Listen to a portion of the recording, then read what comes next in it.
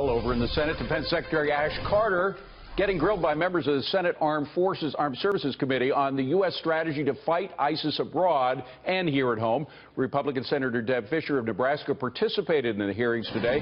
She joins me now from Capitol Hill. Senator, did it sound to you like Secretary Carter was giving a different message from the one the president gave on Sunday?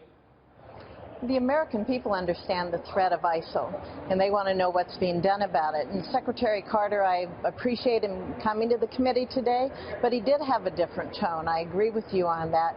And it seems to be different than what the president was expressing on Sunday night. There's a contradiction there.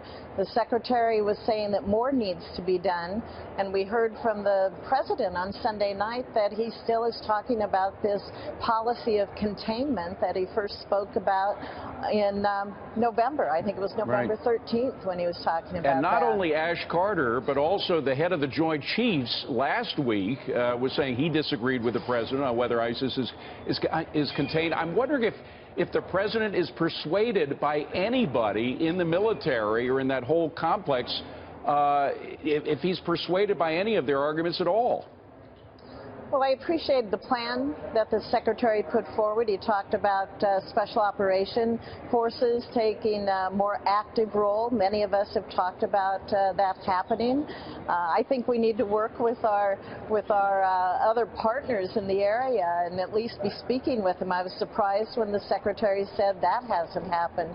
So I hope that Secretary Carter and members of the armed services are able to visit with the president, be able to get that point across to him so he has a better understanding, I think, of really what's happening on the ground there, or should we say not happening on the ground.